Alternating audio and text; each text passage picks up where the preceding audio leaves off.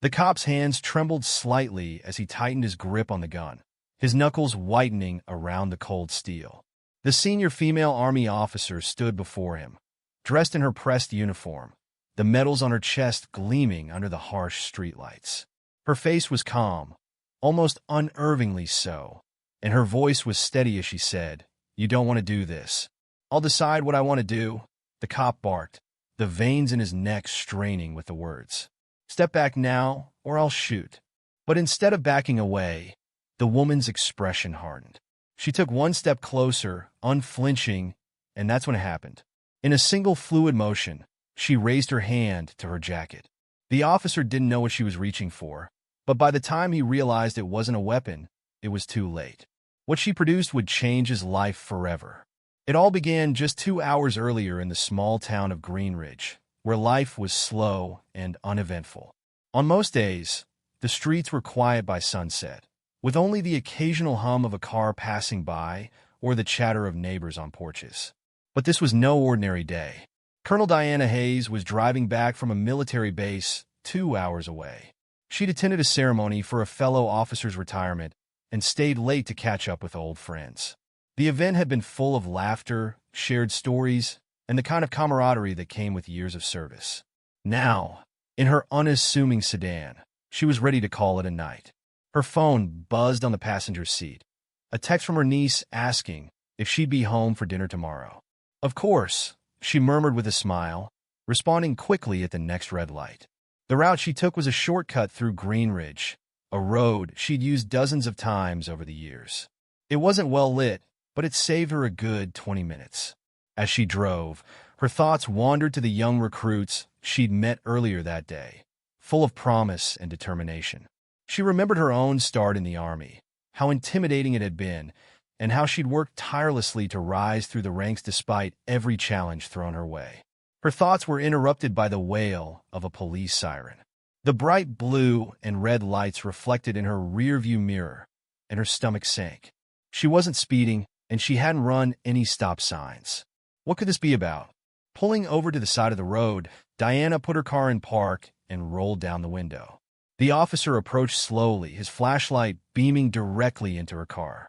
"License and registration," he said, his voice sharp and impatient. Diana nodded, keeping her hands visible. "Of course, officer." She retrieved her license from her wallet and handed it over, along with her military ID, which she always carried. The officer glanced at the ID, but didn't seem to care. "What brings you through this area?" he asked, his tone suspicious. "Just passing through," Diana replied calmly. "Is there a problem?" The officer didn't answer immediately. Instead, he scanned her license and looked back at her car, as if searching for something out of place. "Step out of the vehicle," he ordered. Her brows knitted in confusion. "May I ask why?" "I said step out of the vehicle," he snapped, his hand hovering over his holstered gun. Diana sighed and obeyed, opening the door slowly and stepping out. She stood tall in her uniform, her boots clicking against the asphalt. "I don't understand the issue, officer." The cop's eyes narrowed. His name tag read Officer Rick Sanders, and his demeanor made it clear that he wasn't interested in explanations. "Hands where I can see them," he barked. She raised her hands, her patience wearing thin. "Officer Sanders, I am Colonel Diana Hayes, a senior officer in the United States Army. I have no weapons on me, and I'm not a threat." Her calm, assertive tone seemed to agitate him further. "I don't care who you are. You're acting suspicious, and I'm not taking any chances." "Suspicious? By driving home?" Diana's voice carried a hint of disbelief now, but she kept her composure. "Is there a reason you pulled me over?" "You match the description of someone we're looking for," he said vaguely, avoiding her question. Diana's instincts kicked in. Something wasn't right. She'd faced plenty of situations where authority was abused, and this had all the signs of one. "And what description would that be?" she pressed. "Don't worry about it," he snapped. "Turn around and put your hands on the car." She hesitated for a moment, weighing her options. She didn't want to escalate the situation, but she also wasn't going to be bullied into submission. "Officer, you're making a mistake." "I said turn around," Sanders shouted, his hand now gripping the butt of his gun. The tension in the air was palpable. Diana could feel her heart rate quicken, not out of fear but out of anger. She was a decorated officer, a woman who had served her country for over 2 decades, and here she was being treated like a criminal for no reason. Still, she complied, placing her hands on the roof of her car. Sanders moved closer, patting her down roughly. "What are you even looking for?" she asked over her shoulder. "Drugs, weapons, anything that shouldn't be here," he said, though his tone lacked conviction. "You won't find anything," she said firmly. "Because there's nothing to find." But Sanders wasn't listening. He finished his search and stepped back, still holding his gun, as though she might attack him at any moment. "Get back in the car and wait while I run your plates," he said. Diana turned to face him, her expression unyielding. "You've already run my license. You know who I am. Don't tell me how to do my job," he snapped, raising his voice again. That's when Diana's patience ran out.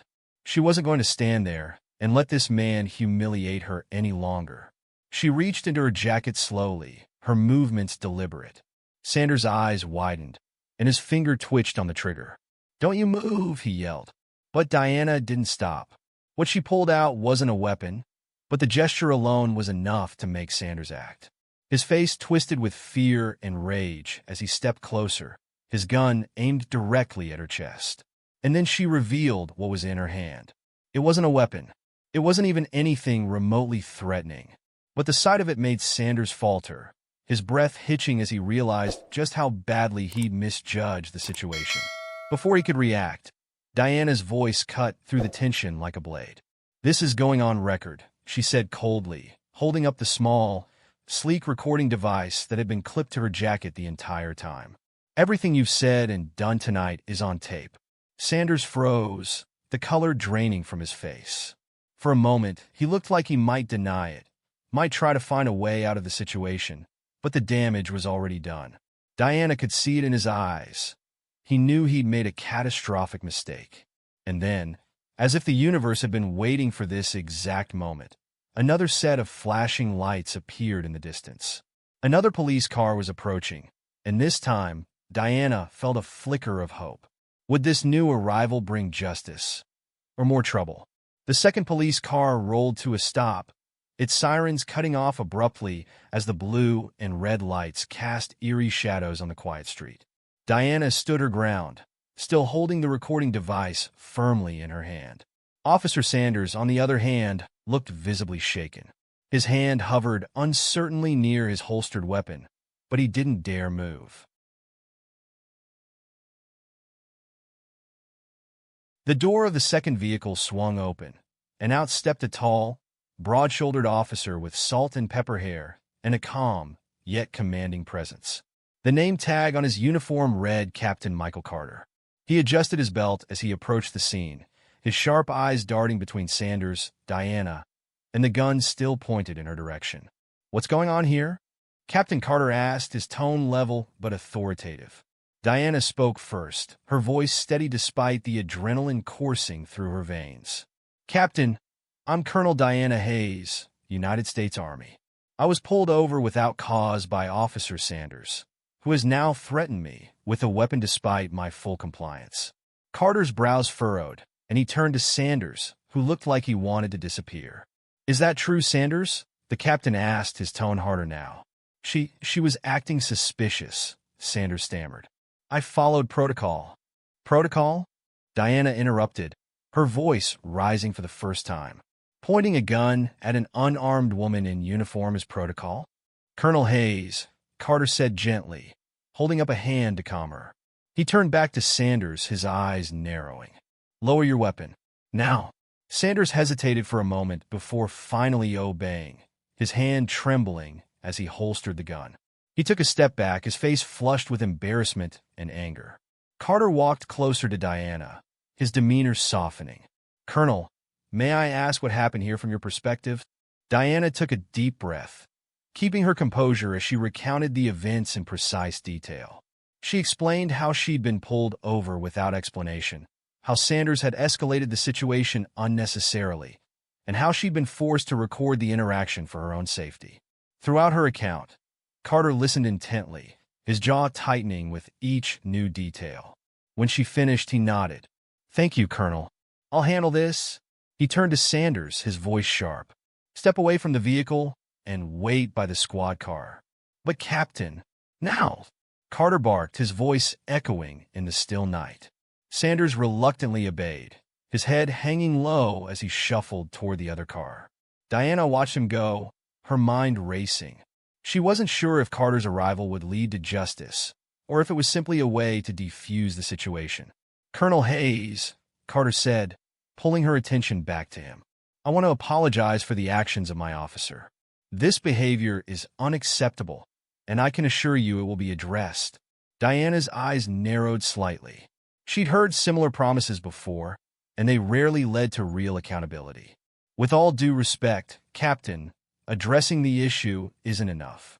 I have this entire encounter recorded, and I intend to ensure that Officer Sanders is held accountable for his actions. This isn't just about me. It's about every person who's been treated unfairly by someone abusing their authority." Carter nodded again, his expression unreadable. "I understand. May I see the recording?" Diana hesitated, weighing her options. She didn't know if she could trust him, but she also didn't want to seem uncooperative. Finally, she handed him the device. "Every word, every action, it's all on there." Carter took the recorder and examined it briefly before slipping it into his pocket. "I'll make sure this is handled properly," he said. "But I'd also like to ask you for your contact information so we can keep you informed on the progress of the investigation." Diana nodded and provided him with her phone number and email address. As Carter jotted it down, she couldn't help but feel a mix of relief and lingering tension. The immediate threat was gone, but she wasn't naive enough to think the matter was resolved. "Do you need a ride home, Colonel?" Carter asked. "No, thank you," Diana replied.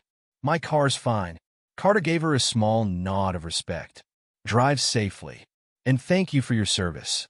With that, he walked back to Sanders, who was leaning against the squad car with a sour expression.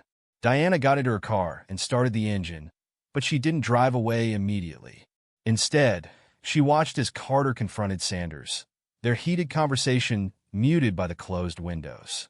Carter gestured angrily, and Sanders responded with defensive body language, his arms crossed tightly over his chest. Finally, Carter pointed to the second squad car, and Sanders reluctantly climbed into the passenger seat. It was clear that whatever was happening, Sanders wasn't leaving in his own vehicle. Satisfied that the situation was under control for now, Diana pulled back onto the road. As she drove, she replayed the encounter in her mind, her anger simmering beneath the surface. She thought about the countless others who had faced similar situations without the benefit of a recording device or a high-ranking military title. What would have happened to them? The thought made her stomach churn. By the time she reached her home, it was nearly midnight. The house was dark except for the porch light she always left on when coming home late. She parked in the driveway, grabbed her bag, and headed inside, locking the door behind her. The quiet of the house was a stark contrast to the chaos of the evening. Diana set her bag down and poured herself a glass of water, her mind still racing. She knew this wasn't over, not by a long shot. The recording was her ace, but she also knew it could make her a target. People in positions of power didn't like being held accountable, and Sanders had already shown he wasn't above intimidation. As she sipped her water, her phone buzzed on the counter.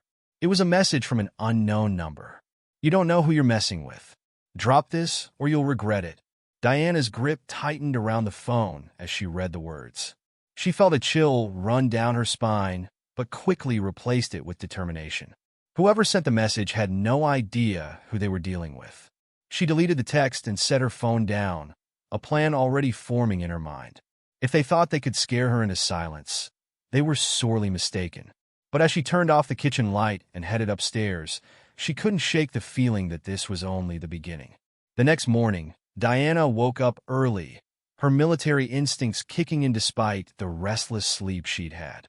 The events of the previous night lingered in her mind like a bad taste, but she forced herself to focus on the tasks ahead. Her routine helped center her: coffee brewed strong, a quick workout in her home gym, and a scan of the morning news. But as she scrolled through the headlines on her tablet, one article caught her attention. Greenridge Police under scrutiny for recent allegations of misconduct. Her lips pressed into a thin line. She hadn't expected to see anything about her encounter so soon, But the timing couldn't be a coincidence. Setting the tablet down, Diana resolved to take action. She retrieved the duplicate recording she'd made of last night's events, an automatic backup she'd sent to her laptop, and began preparing an email to a trusted contact, an old friend named Valerie Castillo, a journalist known for exposing corruption and abuse of power. Before she could hit send, her phone buzzed. The unknown number from the threatening text last night appeared again. This time it was a call. She hesitated for a moment, then answered. "This is Colonel Hayes," she said curtly. A man's voice came through, low and gravelly. "Colonel Hayes, you're playing with fire. Drop the recording, forget what happened, and move on." Diana's jaw tightened. "Who is this?" The caller ignored her question. "You think this ends with Sanders? You've stirred up something bigger than you realize. Walk away before it's too late." She couldn't help but let out a humorless laugh. "Are you threatening a senior Army officer?" The man's tone darkened. "I'm giving you a warning. You don't want to find out what happens if you keep pushing." The line went dead before she could respond. Diana stared at her phone, her anger boiling over. Whoever was behind this clearly didn't know who they were dealing with. She wasn't one to back down from a fight, especially not one involving abuse of authority. Determined, she sent the email to Valerie, attaching the recording and a detailed account of the incident. She trusted Valerie to handle it with the care and precision it deserved. If the Greenridge Police Department had skeletons in its closet, Diana intended to see every single one dragged into the light. Meanwhile, at the Greenridge Police Station, Captain Michael Carter was pacing his office. The fallout from last night's incident was already spiraling out of control. He'd been up since dawn fielding calls from city officials, reporters, and even his own officers. Some were angry, others concerned, but all wanted answers. Carter had reviewed the recording Diana Hayes provided. It was damning, to say the least. Sanders' actions were indefensible, and the recording left no room for interpretation.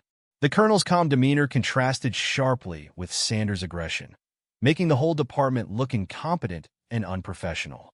"Captain," a voice interrupted his thoughts. It was Lieutenant Amanda Banks, one of his most trusted officers. "You need to see this." She handed him a tablet, and Carter's stomach sank as he read the headline. "Decorated Army Colonel Harassed by Greenridge Police. A Pattern of Misconduct?" The article was from Valerie Castillo, complete with excerpts from the recording. It was gaining traction fast, with thousands of shares and comments flooding in. "This is bad," Banks said quietly. "The mayor's office already called. They're demanding a press conference." Carter rubbed his temples, frustration mounting. "And where's Sanders?" "He called in sick this morning," Banks said, her tone skeptical. Carter nodded grimly. "Of course he did. I'll deal with him later. Right now, we need to focus on damage control." "What's our plan?" Banks asked. Carter didn't answer immediately. He was torn between his duty to protect the department's reputation and his growing belief that Diana Hayes was right. Something deeper was at play here, and it wasn't just about Sanders' behavior. "We'll cooperate with the investigation," he said finally. "But I want you to start looking into Sanders' record. Dig deep. If there's anything there that could explain his behavior last night, I want to know about it." Banks nodded and left the office, leaving Carter alone with his thoughts. He couldn't shake the feeling that this was only the tip of the iceberg. Back at her home, Diana was reviewing her next steps when there was a sudden knock at the door. She glanced at the clock. Barely 9 a.m. She wasn't expecting anyone. Instinctively, she moved to the window to check who it was. Two men in dark suits stood on her porch. They looked official, but something about them set her on edge. Neither wore badges, and their stance was too rigid, too rehearsed. Diana opened the door cautiously, keeping the screen door locked. "Can I help you?" "Colonel Hayes," one of the men said, flashing a vague government ID. "We need to speak with you about last night's incident." "Which agency are you with?" Diana asked, her voice steady. The man hesitated for just a fraction of a second, enough for Diana to notice. "Homeland Security," he said finally. "We're conducting an inquiry." Diana's instincts flared. Something wasn't right. "I'll need to verify your credentials before we proceed," she said firmly. The men exchanged a glance. "Colonel, this isn't a request. We need to speak with you now." Diana's hand moved subtly to her phone, ready to call for backup if necessary. I'm afraid you'll need to contact my legal representative. If you're conducting an official inquiry, you can do it through proper channels. The man's face hardened. Colonel Hayes, I suggest you cooperate. It would be unfortunate if things got complicated. Before Diana could respond, a black SUV pulled up to the curb. The timing was uncanny. A third man stepped out, wearing a similar suit, but this one carried himself with more authority. Gentlemen, he called to the two on her porch. That's enough. The two men stiffened and turned toward him. Agent Foster, one of them said, clearly surprised. We didn't expect you here. I'm sure you didn't, Foster said, his tone cold. He walked up the driveway, his gaze locking on Diana. Colonel Hayes, I apologize for this intrusion. These men were overstepping their boundaries. Diana raised an eyebrow. And who are you? Agent Foster, Department of Justice, he said, flashing a badge. We've been monitoring the situation, and I'd like to assure you that the DOJ takes these matters very seriously. May I come in? Diana hesitated, then opened the screen door. You have 5 minutes, she said, leading him into the living room. As Foster stepped inside, he glanced back at the two men who were still standing on the porch. You two can leave now, he said sharply. They didn't argue, retreating to their car with tight-lipped expressions. Once they were gone, Foster turned to Diana. Colonel, I won't waste your time. What happened last night is part of a much larger issue. There are people within the system who don't want this to come to light. And I assume you're one of the good guys trying to stop them? Diana asked skeptically. Foster smirked. I don't blame you for being cautious. But you should know, this isn't just about Sanders. You've stepped into a hornet's nest, and the people who sent those men? They play dirty. Diana crossed her arms. Good. So do I. Foster chuckled, but his expression quickly turned serious. Watch your back, Colonel. Things are going to get messy. As he spoke, Diana's phone buzzed again. Another unknown number.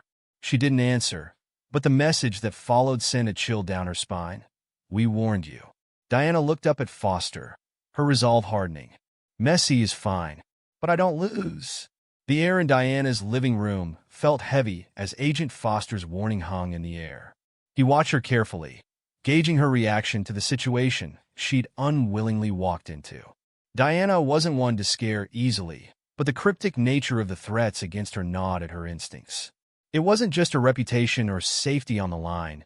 It was a battle of principles, a test of everything she stood for. I need more than warnings and vague reassurances, Agent Foster, Diana said, setting her phone on the coffee table. If there's a larger issue, I want to know exactly what I'm dealing with. Foster leaned back in his chair, his expression unreadable. I admire your determination, Colonel, but this isn't a fight you can win on your own. The people involved here operate above the law. Sanders isn't just a bad cop. He's part of a network that protects its own at all costs. Diana's jaw tightened. And where do you stand in all this? Are you saying you're powerless to stop them? I'm saying it's complicated. Sanders is a small fish. Exposing him is like taking a swing at a shadow. It'll cause a stir, but the real threats will move deeper underground. That's why I'm here. I want to help, but I need you to trust me. Trust is earned, Diana said flatly. Right now, all I have is your word. And after what happened last night, that's not enough. Foster nodded, as if he expected her skepticism. Fair enough. How about this? I'll give you access to what I can, starting with Sanders' file. It'll show you just how deep this rabbit hole goes. Before Diana could respond, a loud thud echoed from outside, followed by the sound of shattering glass. Both Diana and Foster snapped to attention, their eyes locking briefly before moving toward the window. Diana peeked through the curtain, her training kicking in. Outside, two figures in dark clothing were moving quickly across her yard, heading toward the back of the house. One of them held what looked like a crowbar, while the other had something bulky slung over their shoulder, possibly a bag of tools or equipment. They're breaking in, Diana said, her voice low but steady. She moved toward a nearby cabinet, pulling out a handgun she kept secured for emergencies. Stay here. Like hell I will, Foster said, drawing his own weapon from beneath his jacket. Diana shot him a sharp look, but didn't argue. The two of them moved silently toward the back door, their footsteps careful and deliberate. Diana gestured for Foster to cover the left side while she took the right, her senses heightened as they approached the source of the noise. The intruders were already inside, rummaging through Diana's office. Papers and books were scattered across the floor, and one of them was attempting to pry open a locked drawer on her desk. The other stood watch near the doorway, a knife glinting in his hand. Diana didn't wait for them to notice her. "Freeze!" she barked, stepping into the room with her gun raised. "Drop your weapons and get on the ground." The man with the crowbar spun around, startled, while the lookout immediately raised his knife defensively. "Who the hell are you?" the lookout growled. "I'm the person whose house you're trespassing in," Diana said coldly. "You've got 3 seconds to drop that knife before I drop you." Foster appeared behind her, his weapon trained on the man with the crowbar. "Do what she says. You're outnumbered and outgunned." The two intruders exchanged a glance, their postures tense. For a moment, Diana thought they might actually comply, but then the lookout lunged forward, aiming the knife directly at her. Without hesitation, Diana sidestepped the attack, twisting his wrist and forcing him to drop the blade. She delivered a swift elbow to his ribs, sending him crashing to the ground. The other man made a move toward Foster, but the agent's aim was steady. "Don't even think about it," Foster said, his tone icy. The man hesitated, then dropped the crowbar with a loud clang. Diana stood over the lookout, who groaned in pain but didn't try to get up. "Who sent you?" she demanded, her voice like steel. The man didn't answer, glaring up at her with defiance. "You don't know what you're messing with," he spat. "I've been hearing that a lot lately," Diana said, pressing her boot against his chest. "Let me guess. You're just another pawn in someone else's game?" The man's lips curled into a smirk. "You're already dead. You just don't know it yet." Diana's patience snapped. She leaned down, grabbing the front of his shirt. "Try me," she hissed. "Who do you work for?" "Enough," Foster said, stepping forward. "We're not getting answers out of them here. We need to call this in." Diana reluctantly released the man and straightened up. "Fine, but they're not leaving until I get some names." Foster pulled out his phone, dialing a number quickly. As he relayed the situation to whoever was on the other end, Diana kept her gun trained on the two intruders. Her mind raced with questions. Who were these men? What were they after? And how far were the people behind them willing to go to silence her? 30 minutes later, the two intruders were handcuffed and loaded into the back of an unmarked van. Foster had called in a team of federal agents to handle the situation, ensuring that the local police wouldn't interfere. "They'll be interrogated," Foster said as the van drove away. "We'll see if they're willing to talk." "They won't," Diana said, crossing her arms. "They're too loyal or too scared." "Maybe," Foster admitted. "But either way, we've sent a message.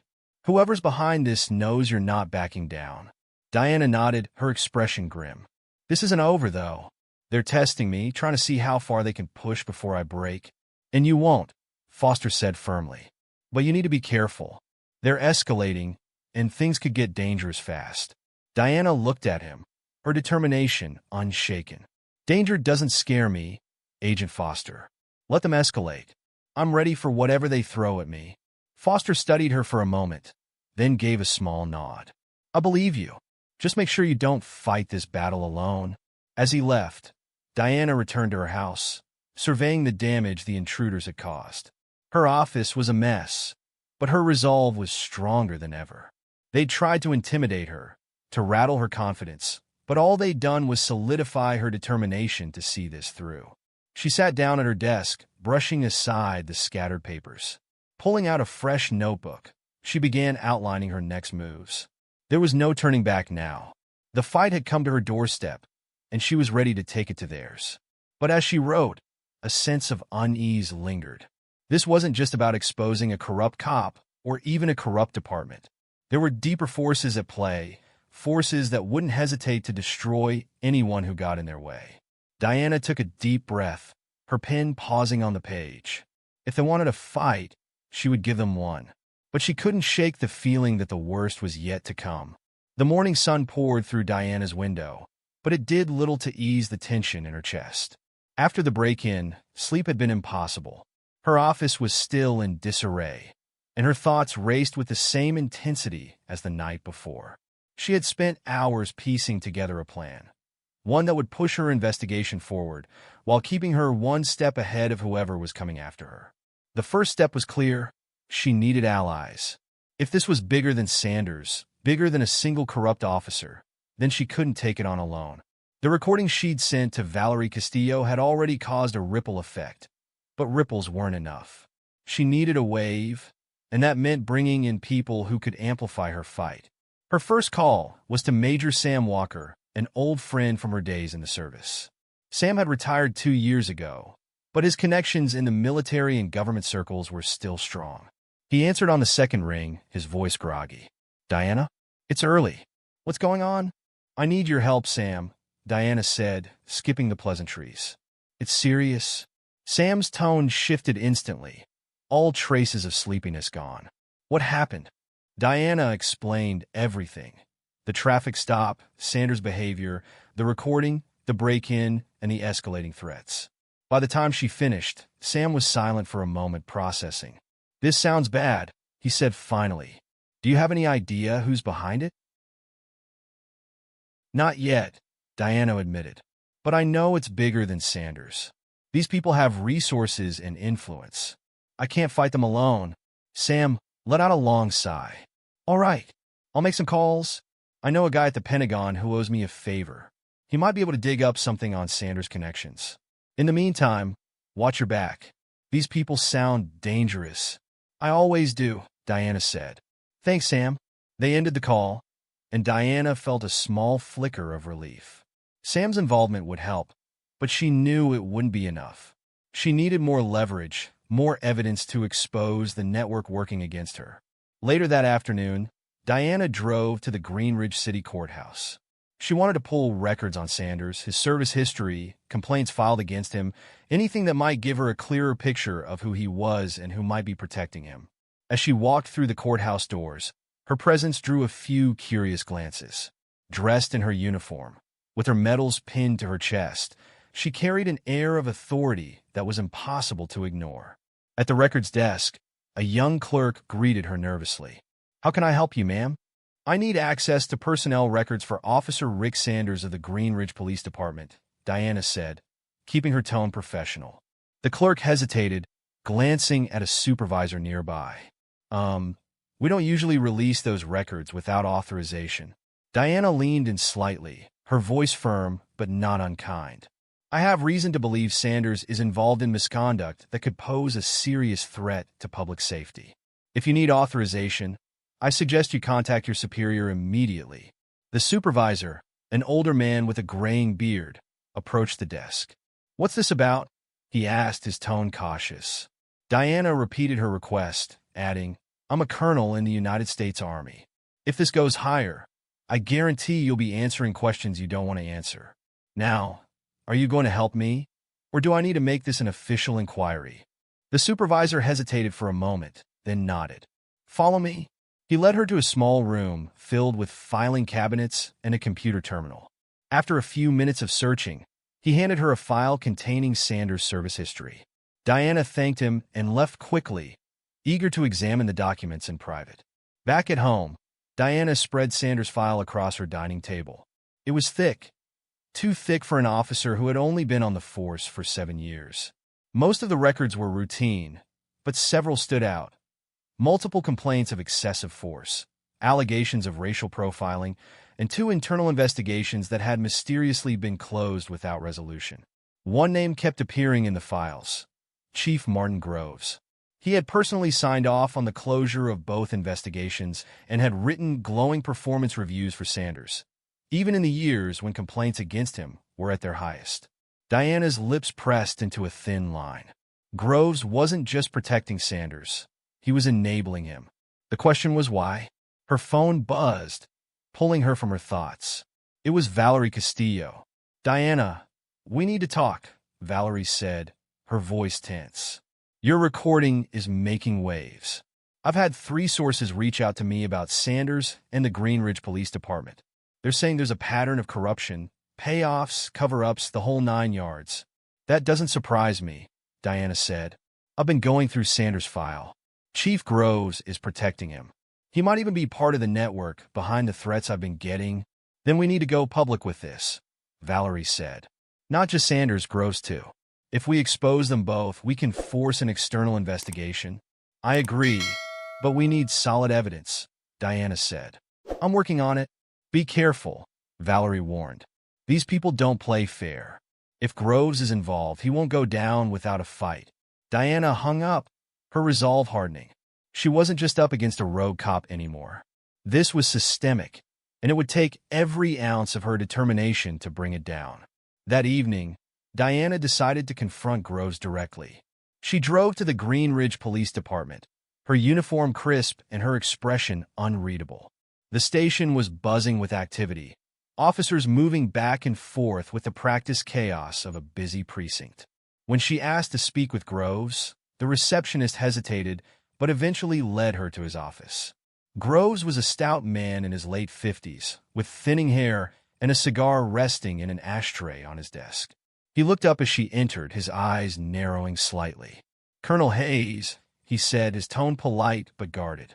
"What can I do for you?" "I'd like to discuss Officer Sanders," Diana said, taking a seat without being invited. "And your role in protecting him." Groves leaned back in his chair, a smirk playing at the corners of his mouth. "I don't know what you're talking about." "Don't insult my intelligence," Diana said sharply. "I've seen the records. The complaints, the closed investigations, all signed off by you." Groves shrugged. "Complaints don't mean guilt. Sometimes people don't like being told what to do by an officer of the law." "This isn't about people being told what to do," Diana shot back. "This is about systemic abuse, and you know it. You've been covering for Sanders, and I want to know why." Groves' smirk disappeared, replaced by a cold, hard glare. "Be careful, Colonel. You're stepping into territory you don't understand." "I understand corruption just fine," Diana said. "And I don't scare easily." Groves leaned forward, his voice dropping to a low growl. "You should, because if you keep digging, you won't like what you find." Diana stood, her expression unyielding. "I'll take my chances." As she walked out of his office, she felt his eyes on her back, but she didn't look back. She had rattled him, but she knew the battle was far from over. When she reached her car, she noticed something unusual. A folded piece of paper was tucked under her windshield wiper. She pulled it out, her heart pounding as she read the hastily scrawled message. "Stop now, or someone close to you gets hurt." Diana's hands clenched into fists. They were trying to intimidate her, to make her back down. But all they'd done was fuel her fire. She slid into the driver's seat, the note still clutched in her hand. The stakes were higher now, and the danger was real. But Diana Hayes didn't back down from a fight. She leaned into it. The next move was hers, and she intended to make it count.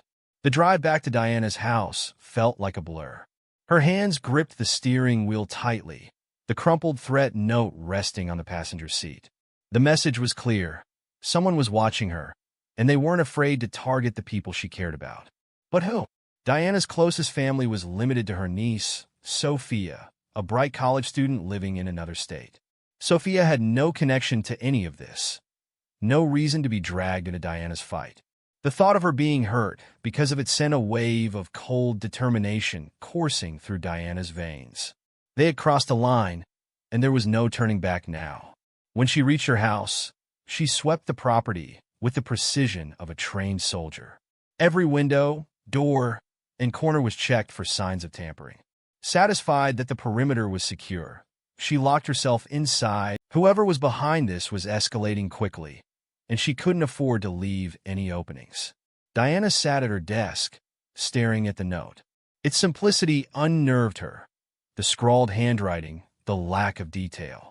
It was a reminder that her enemies were confident enough to operate in the shadows, knowing the fear of uncertainty was their greatest weapon. But Diana didn't operate in fear. She thrived in control. She grabbed her phone and called her niece. "Sophia," Diana said when her niece picked up. "Are you safe? Are you at school?" "Hi, Aunt Diana," Sophia replied, a hint of confusion in her voice. "Yeah, I'm fine." "Why?"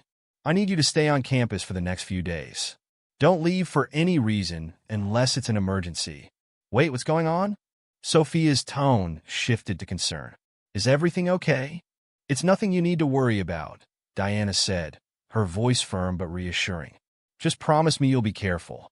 I'll explain everything soon. All right, Sophia said reluctantly. But you'd better call me back and tell me what's going on. You're freaking me out? I will, Diana promised before hanging up. Sophia was safe for now, but the clock was ticking. Whoever had left that note wouldn't wait long to make good on their threats.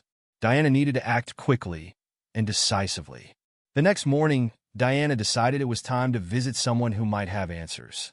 Valerie Castillo had mentioned that several sources had reached out to her after the recording went public. One of them, Valerie had said, claimed to have information on Sanders' connections, but was too afraid to go on record. Diana contacted Valerie, who agreed to set up a meeting. The source, a former Greenridge officer named Kevin Holloway, had worked with Sanders for years before resigning under suspicious circumstances. According to Valerie, Holloway had hinted that Sanders was involved in illegal activities far beyond routine misconduct. The meeting was set at a quiet diner on the outskirts of town. Diana arrived early, scanning the parking lot and the interior for anything unusual. Satisfied that it was safe, she took a seat in a corner booth where she could see the entrance. Holloway arrived 10 minutes later. He was a wiry man in his late 30s, his eyes darting nervously as he walked through the door. He spotted Diana and approached hesitantly. "You're the colonel?" he asked, sliding into the seat across from her. "That's right," Diana said. "And you're Kevin Holloway?" He nodded, glancing around the diner. "Valerie said you'd keep this discreet." "I will," Diana assured him. "But I need the truth, Kevin. All of it." Holloway rubbed his hands together, his nervous energy palpable. "I shouldn't even be here," he muttered. "If they find out I talked to you." "They won't," Diana interrupted. "But I can't help you, or stop them, if you don't tell me what you know." Holloway sighed, then leaned in closer. "Sanders is dirty. Always has been. But it's not just him. The whole department's a mess. Groves lets him get away with everything. Harassment, brutality, even drug deals." "Drug deals?" Diana asked, her voice low but sharp. Holloway nodded. "Sanders works with a crew that moves product through Greenridge. They use the badge as a shield. Groves covers for them, makes sure nothing sticks." Diana's mind raced. "Why did you leave the force?" Holloway hesitated, then said, "I tried to blow the whistle. I reported what I saw. Sanders meeting with known dealers, money changing hands.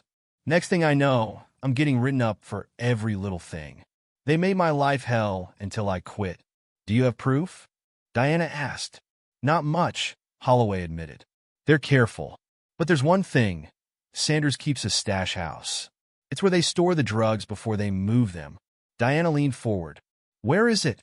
Holloway shook his head. "I can't go near it. If they see me—" "You're already in danger, Kevin," Diana said bluntly. "But if you help me expose this, we can take them down for good." Holloway hesitated, then pulled a crumpled piece of paper from his pocket and slid it across the table. "This is the address. But you didn't get it from me." Diana tucked the paper into her pocket. "You did the right thing, Kevin. Stay low, and let me handle the rest." Holloway nodded, but his fear was evident. As he left the diner, Diana watched him go, wondering how many others had been silenced by the same network of corruption. She paid her bill and left, the address burning in her mind. That night, Diana parked her car a few blocks away from the address Holloway had given her. It was an unassuming house in a rundown part of Greenridge, its windows dark and its front yard overgrown with weeds. It looked abandoned, but Diana knew better. If this was the stash house, there would be evidence inside. She approached cautiously, staying in the shadows. Her heart pounded as she crept around the side of the house, her eyes scanning for security cameras or guards. The back door was locked, but a quick flick of her multi-tool took care of that. Inside, the air was stale, and the faint smell of chemicals lingered. Diana moved through the house quietly, her flashlight illuminating piles of old furniture and discarded boxes. At first, she saw nothing out of the ordinary. But in the basement, her search paid off. Stacks of plastic-wrapped packages lined the shelves, drugs by the looks of them. A large safe sat in the corner, its digital lock glowing faintly. Diana snapped photos of everything, her hand steady despite the adrenaline coursing through her veins. She was about to leave when she heard a noise upstairs, a door creaking open. Diana froze, her ears straining. Footsteps echoed above her, slow and deliberate. Someone was in the house. She extinguished her flashlight and pressed herself against the wall, her heart pounding. The footsteps grew louder, heading toward the basement stairs. Diana's mind raced. She had her gun, but the last thing she needed was a shootout in close quarters. The intruder reached the top of the stairs, their shadow stretching down the wall.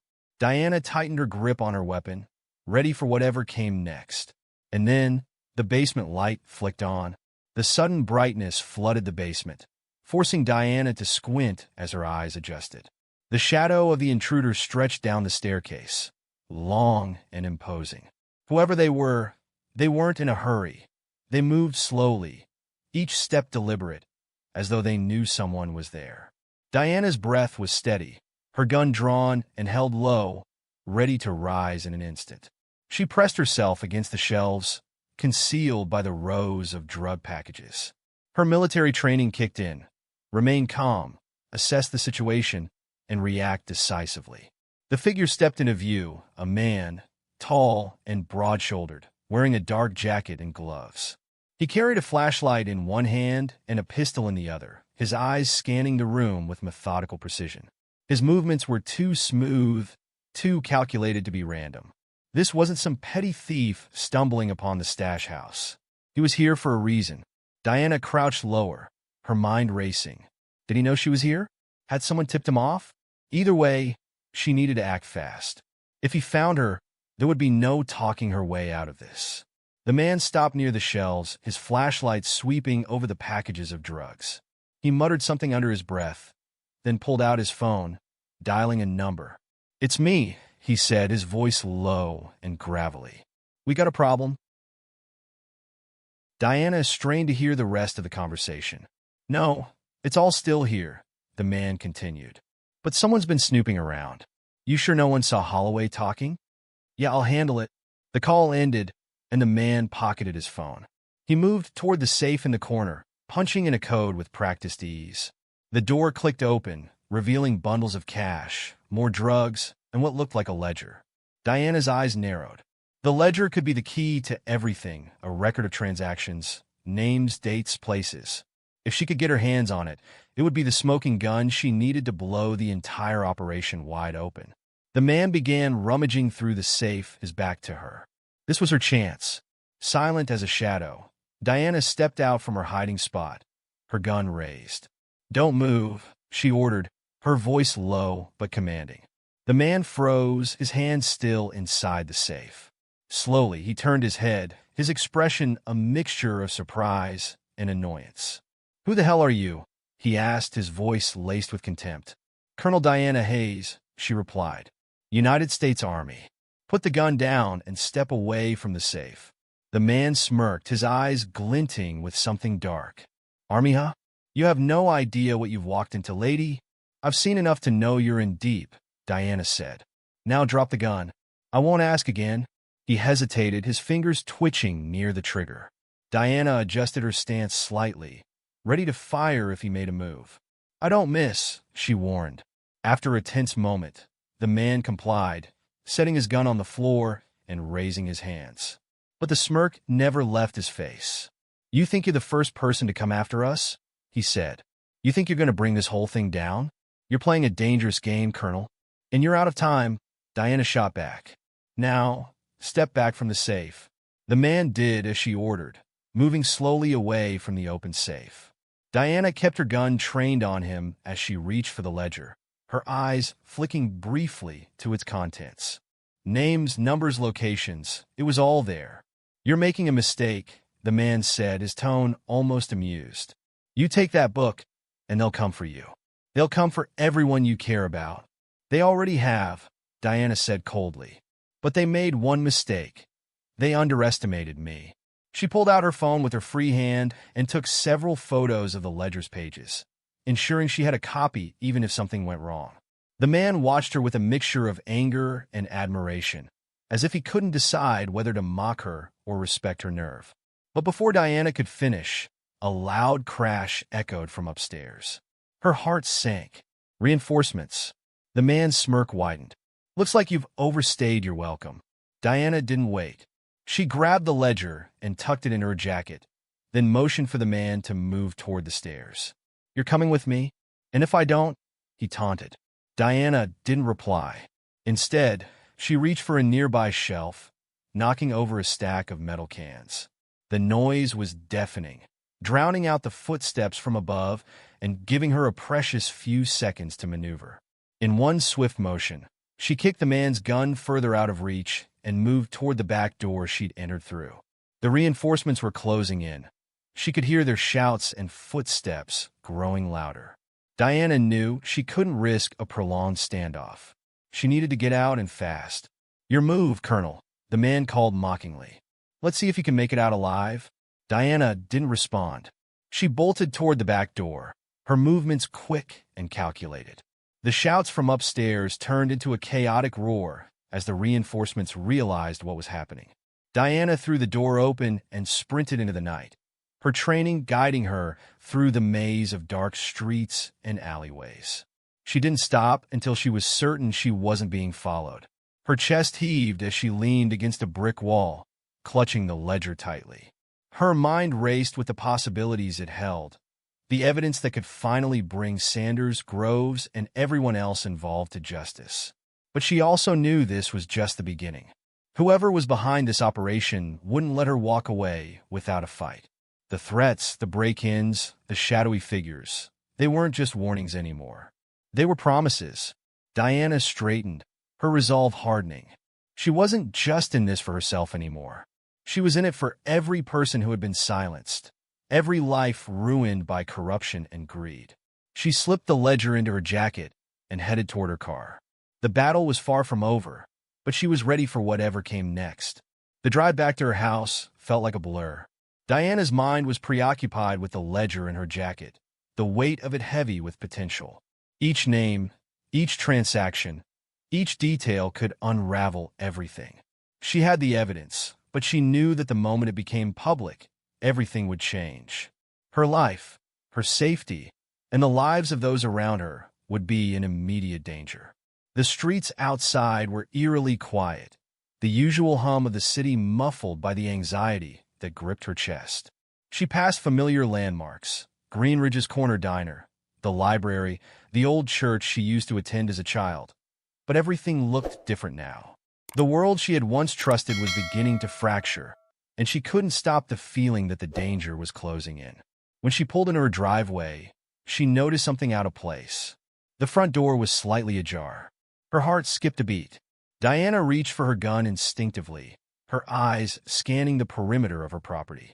There were no cars parked outside, no movement from the shadows. But that door should have been locked. She slipped out of the car, keeping low and moving quickly toward the entrance. She approached the door cautiously, her senses on high alert. The house was dark, but she didn't dare turn on the lights. She needed to stay in the shadows. Pushing the door open slowly, she stepped inside, her back to the wall as she made her way through the hallway. The house felt off. There was a strange stillness in the air, like everything was holding its breath. Diana's instincts screamed at her to move faster, but she resisted. Any sudden movement could give her away. As she reached the living room, her eyes caught a faint movement. A figure was standing by the window, back turned. Diana's breath caught in her throat. It was a man, tall, broad-shouldered, with dark clothes that blended into the shadows. "Don't move!" Diana shouted, stepping into the room with her gun raised. "Hands where I can see them." The man froze, slowly turning around. It was Agent Foster. Diana's gun didn't waver. "What are you doing here?" she demanded, her voice tight with suspicion. Foster raised his hands, his expression a mix of surprise and annoyance. "Colonel Easy, I was making sure you were safe." "Safe?"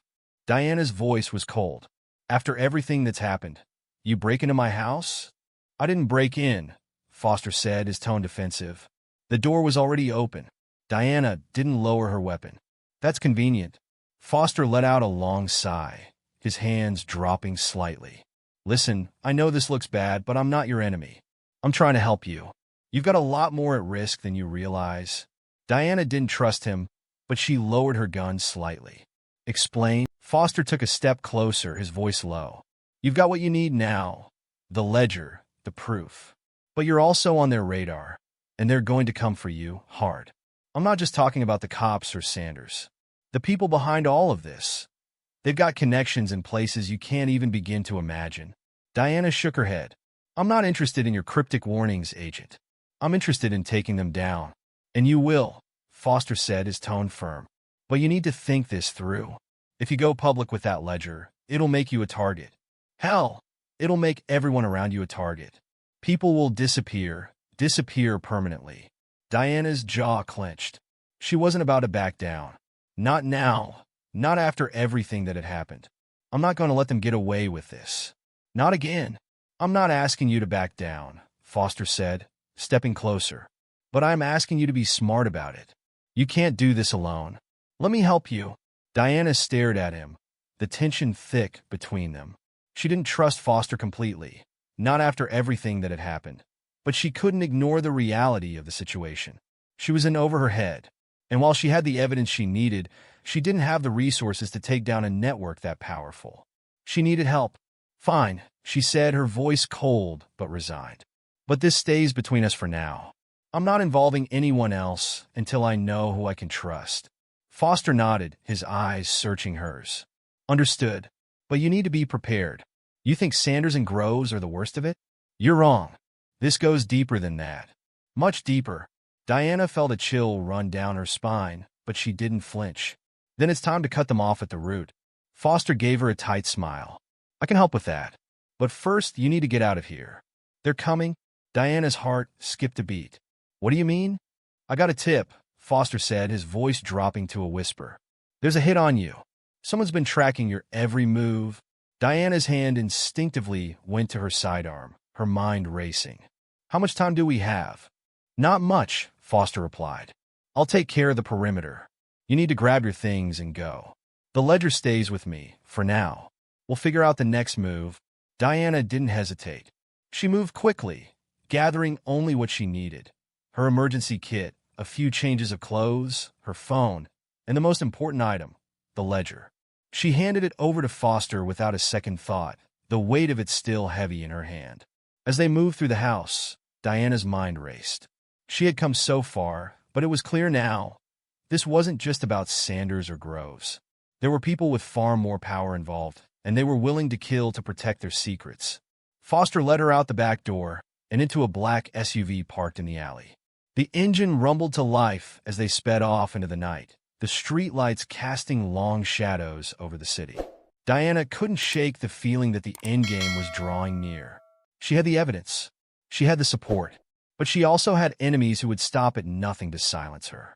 And as she glanced over at Foster, who was focused on the road ahead, she couldn't shake the feeling that even he had secrets of his own. The next day, Diana received an unexpected call. The number was unfamiliar, but the voice on the other end made her stomach drop. Colonel Hayes, the voice said smoothly, I hope you've had a good night's rest. I've been following your little escapade, and I must say, I'm impressed. But it's time to put an end to your crusade. Diana's grip tightened on the phone. Who is this? You'll find out soon enough, the voice replied. But know this, you're out of moves. If you go any further, we'll make sure the people you care about pay the price. The line went dead. Diana's pulse raced as she sat in silence. The threat was clear. This wasn't just about her anymore. If they wanted to silence her, they would stop at nothing. And she needed to act before it was too late. Diana felt the weight of the threat settle into her bones like a heavy, oppressive fog. The voice on the phone had been calm, calculated, and far too confident. Whoever was behind it all knew exactly what they were doing, and they weren't about to let her or anyone else stand in their way. She sat in the back of the SUV, her eyes staring out the window as the city blurred past. The night had been spent trying to stay one step ahead of the people hunting her, and now the uncertainty was suffocating. The evidence she carried could destroy the corruption in Greenridge, but it was also a ticking time bomb. The closer she got to the truth, the more dangerous it became. Foster didn't say much as he drove. His knuckles were white on the wheel, and his eyes flicked nervously to the rearview mirror, scanning the road behind them. Diana could tell he was just as on edge as she was, if not more so.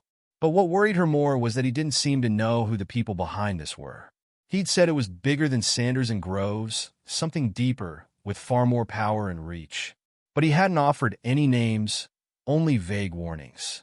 Diana didn't know if she could trust him completely.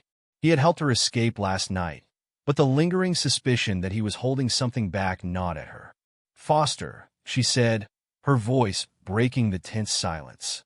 "Who exactly are we up against here? You keep saying it's bigger than Sanders, but you haven't told me who we're really dealing with." Foster's grip on the wheel tightened even more, his jaw setting. "I don't know, Colonel. Not for sure. But whoever they are, they have connections. Not just in law enforcement, politicians, corporate ties, maybe even the military. This thing has tentacles everywhere." "That doesn't help me," Diana shot back, her frustration rising. "I need specifics. Who's pulling the strings?" Foster sighed, casting a quick glance at her. "I don't have a solid answer. But I can tell you this. They're watching you. Every move you make. And if they think you're getting too close, well, you've already seen what they're capable of." Diana's mind raced. She had been careful. She had kept her movements subtle, making sure no one knew she was onto them. But now, with the call this morning, the threats were no longer whispers. They were promises. They drove for another half hour in silence, the tension in the air almost unbearable. Finally, Foster pulled into an industrial area on the outskirts of Greenridge, where the buildings stood like dark sentinels, their windows long abandoned. He parked behind a large, run-down warehouse that was dimly lit, the faint hum of electricity in the background. "This is it," Foster said, turning off the engine. "I have a contact who can help us. But we need to lay low. They know we're in town." Diana didn't move. She stared at the warehouse, a sense of unease creeping over her. "And you trust this contact?" Foster hesitated. "I trust him more than anyone else at the moment." Diana didn't argue. She trusted her gut, and right now, it was telling her that she didn't have many options left. She grabbed her jacket, checking that the ledger was still tucked inside, and opened the door. The cool night air hit her as she stepped outside, every instinct on high alert. The sound of approaching footsteps broke her concentration, and Diana's hand instinctively went to her gun, her fingers brushing the grip. But the man who stepped into the light wasn't a threat. He was an older man, in his late 50s, with a salt-and-pepper beard and tired eyes. He wore a faded leather jacket and a wrinkled shirt, looking more like someone's eccentric uncle than a contact with critical information. "Foster," the man said with a nod, his voice rough. "And the good colonel, I assume?" Diana gave him a sharp look. "Who are you?" The man smiled faintly. "Name's Ron. Ron Taylor. I used to work with Foster a while back. Let's just say we've both been around the block. I know a thing or two about the people you're trying to take down." "And how do you know about me?" Diana asked, her tone cautious but not hostile. Ron raised his hands in mock surrender. "I've been keeping an eye on things. I know you're digging into something bigger than just a few bad cops. Groves, Sanders, they're just the tip of the iceberg. I've got intel on the people behind this, but I'm going to need something in return." Diana narrowed her eyes. "What do you want?" "I want protection," Ron said bluntly. "I've been tracking these people for years. They're dangerous, and they know I'm a liability. If they catch me talking to you, it'll be my head on the chopping block. I want your word that I'll be safe." Diana studied him for a moment. It was a fair request. She couldn't promise him immunity from everything, but she could guarantee his protection for now, as long as he delivered the information they needed. "You'll have my word," Diana said, her voice steady. "But you give me what I need, and we'll work something out." Ron nodded, his eyes darting nervously toward the warehouse behind them. "All right, let's talk inside." Foster led the way, and Diana followed, her senses alert to every creak of the old building. Inside, the space was cluttered with old crates, metal shelves, and the smell of oil and rust. It was clear no one had used it in years. They settled around a makeshift table, where Ron pulled out a stack of papers, handing them to Diana. "These are the names you need to know," he said quietly. "These people, grocers, bankers, businessmen, politicians, are all part of a larger organization. They've been using Green Ridge as a testing ground for some serious criminal operations, and Sanders and Groves are just their local enforcers. But there's someone higher up in this food chain. Diana scanned the papers quickly, her heart pounding as she read through the names. The connections were staggering. She had expected corruption, but this was something else. These were people in positions of power, people who could shut down investigations, people who could make entire cities disappear with the snap of a finger. "You're telling me this is bigger than the local police?" Diana asked, looking up from the papers. Ron nodded grimly. "Much bigger. The real power's not in the police. It's in the people who pull the strings. You won't be able to take them down without more firepower. But you already know that." Diana closed her eyes for a moment, processing the enormity of it all. This wasn't just about exposing a corrupt cop or a crooked chief anymore. This was about an entire system of power and corruption that stretched far beyond Green Ridge. She turned to Foster. "You've known about this, haven't you?" Foster's jaw tightened, but he didn't look surprised. "I had my suspicions. But until now, I didn't have the proof. Now we've got the names. We got the people. It's time to go after them." Diana nodded, her resolve hardening. It's time to take them down. But as she turned to leave the warehouse, a sharp sound broke the silence, a gunshot. Then another.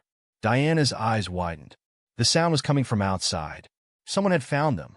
Diana's instincts kicked in immediately. She ducked behind a stack of crates as the sharp cracks of gunfire echoed through the warehouse. The shots were close, too close. Foster was already pulling her down behind cover, his hand firmly grasping her arm. "They found us," he muttered, his voice tense. "Who?" Diana demanded, peering around the corner. There was no time to waste on explanations. "They had to move. They must have been tracking us," Foster said, glancing at the door. "We're not safe here. We need to get out now." Another round of gunfire struck the side of the warehouse, followed by shouts from outside. Diana's heart raced, but she couldn't afford to panic. There was no escaping the fact that they were surrounded.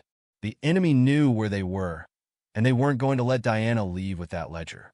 She looked at Ron, who was crouched low beside them, his face pale. "Get us to the back exit," she ordered. Ron nodded, fear flashing across his face. "I know a way out. Follow me." They moved quickly, crouching low as the gunfire continued. Ron led them to a back door that creaked open just enough for them to squeeze through. The cold night air hit Diana's face, and she breathed in deeply, trying to steady herself. The alley was narrow and dark, but it was their best chance of escape.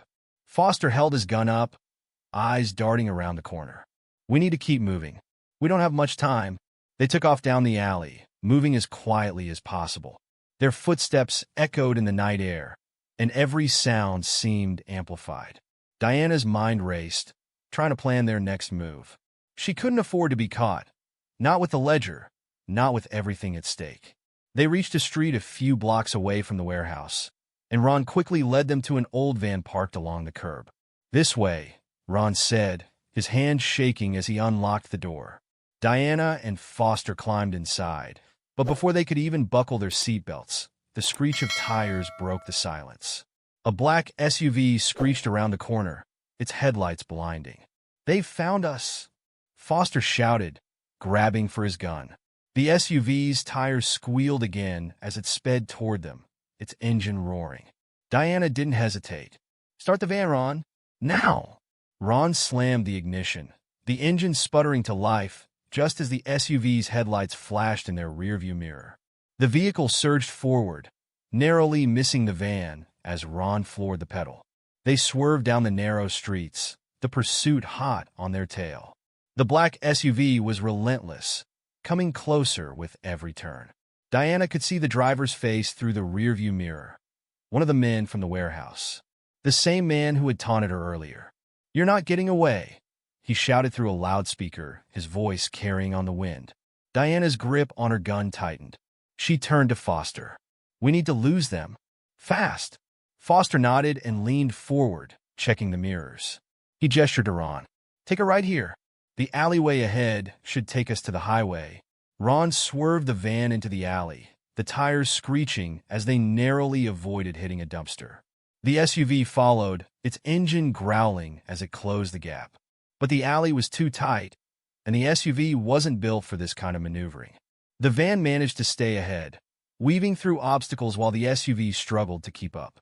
They emerged onto a wider street, the highway in sight.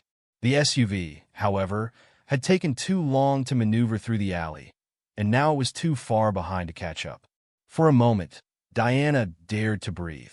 They had lost them, but the fight was far from over. As they merged onto the highway, Diana glanced at the ledger, sitting securely in her lap. It was the key to everything, the connections, the proof of corruption, the entire operation. And now, they had no choice but to expose it all. "We're going to make it," Foster said, his voice a little calmer now. Diana didn't respond. Her eyes were fixed on the road ahead, but her mind was already calculating their next move. They had the evidence, but the real challenge was just beginning. She had no doubt that the people behind this would do everything they could to stop her, but Diana Hayes had faced worse. She had faced impossible odds and come out on top. She was a fighter, and she would take down every last one of them. "Let's finish this," Diana said quietly, determination in her voice. As the van sped toward their destination, Diana knew this wasn't the end of the fight. There were still enemies to take down, still lives to be protected, but one thing was certain: she wasn't backing down. Not now, not ever. The battle had just begun, but she would see it through to the end. And for the people behind this, that would be their greatest mistake.